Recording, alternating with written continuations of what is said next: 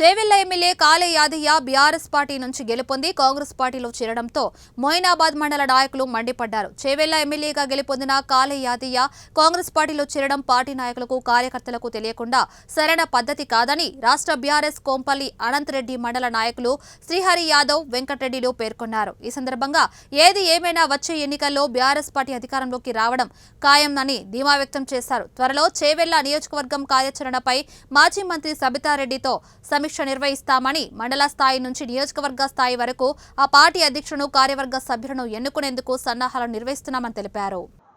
నిన్న మధ్యాహ్నం వార్తలు వింటే మాకు అసలు మాట్లాడలేని పరిస్థితి వచ్చింది. ఇంత ఘోరమైతుందని మేము ఊహించలేము. అయినా రాజకీయాల పార్టీ మార్పు అనేది ఇంతకుముందు ఎవరైతే చెప్పారో రేవంత్ రెడ్డి గారు ఎన్ని చెప్పిండో ఆయనే రోజు రోజుకు కలుపుకుంటున్నాడు. అది ఎంత ఆయనకే విజ్ఞత ఇచ్చిపెట్టి ముఖ్యంగా కేసీఆర్ గారి నాయకత్వంలో మేమందరం మొయినాబాద్ మండలి కానీ చేవెళ్ల కాన్స్టిట్యున్సీ కానీ మేమందరం పనిచేయడానికి రెడీ ఉన్నాం. యాదన్న గారు ఏదైతే చెప్పిండో ఆయనే చెప్పిండో మా కార్యకర్తలు ఏం బాధపడుతున్నారంటే కనీసం మాతో ఒక్క మాటనే చెప్పలేడని చెప్పేసి మన ఎమ్మెల్యే ఎలక్షన్స్లో కానీ ఎంపీ ఎలక్షన్లో కానీ రాత్రింబాలు కష్టపడిన కార్యకర్తలు ఉన్నారు. వాళ్ళు ఏమంటారంటే కనీసం మాకు నిన్న మాయమ్మడి ఉండే మొన్న మాయమ్మడి ఉండే ఇట్లా ఏం చేద్దామని కనీసం ఒక మీటింగ్ పెట్టి కలిసిపోదామంటే కూడా వాళ్ళకు ఒక ధైర్యం ఉంటుండే. వాళ్ళ అభిప్రాయాలు కూడా ఏం చెప్పుకుందరు అనేది ఎక్కువ బాధపడుతున్న కార్యకర్తలు ఉన్నారు.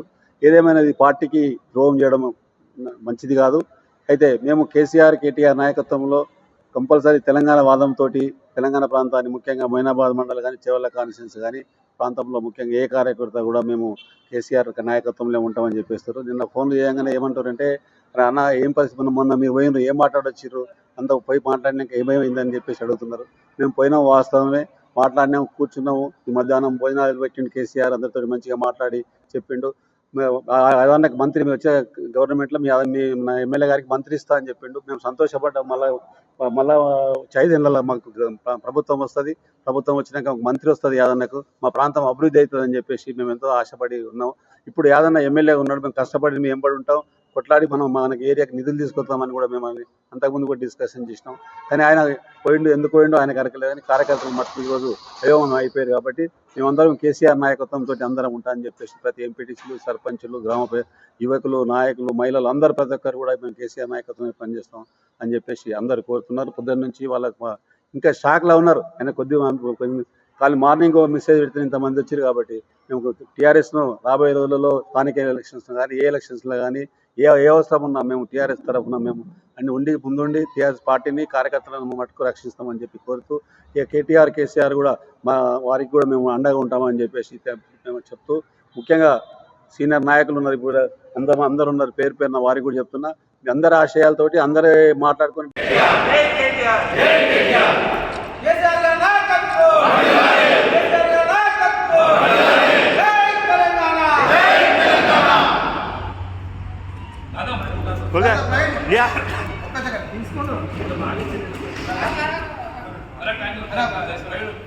ప్రవీణ్ ఆవేదన చెప్తాడు బాగా.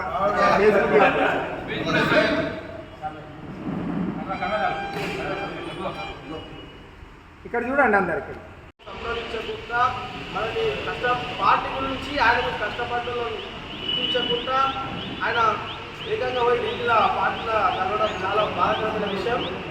కానీ ఈ సందర్భంగా నేను కొన్ని మాట్లాడాలనుకున్న కొన్ని సూచనలు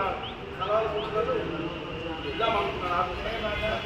ఎందుకంటే మనము ఎంపీ ఎలక్షన్ కన్నా ముందు మనం కలిపేసుకుందాం అనుకున్నాం.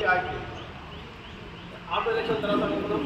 ఇప్పుడు ఖచ్చితంగా మనకి ఎందుకంటే వాస్తవానికి ఒక వ్యక్తి మండలం ప్రథమ ప్రోడక్ట్ ఉండాలి కదా. మనకి ప్రాతిపదికన లేకపోతే మనం ఎవరితో ఏం సంప్రదిస్తాం?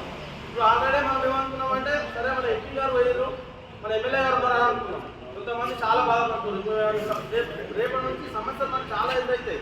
మనము రోడ్డు మీద తిరుగుతున్నప్పుడు ఇలాంటి ఒక కార్యకర్త గురించి మనం పొజిషన్ పోయినా ఎక్కడ పోయినా మనకు ఎదురుదల జరుగుతుంది. కాబట్టి మనకు ఒక స్టాండర్డ్ వ్యక్తి మనకు ప్రెసిడెంట్ కావాలి అతి త్వరలో. నేను ఒకటే కోరేది ఆనందంగా ముఖ్యంగా కోరుతున్నా, ఈ 2-3 రోజులలో ఖచ్చితంగా కాన్సెస్ అంటున్నా కాన్సెస్ అంటే కూడా కష్టమవుతుందేమో నా ఉద్దేశం నా అభిప్రాయం ఏంటంటే మైనాబాద్ మండల్ వరకు కేసీఆర్ దగ్గర తీసుకెళ్ళి మన మండల్ గురించి నాయకులందరూ తీసుకొని మాట్లాడించిన తర్వాత తదుపరి 2-3 రోజులలోనే మన కమిటీ ఏర్పాటు చేయవలసిందే కోరుతున్నాను.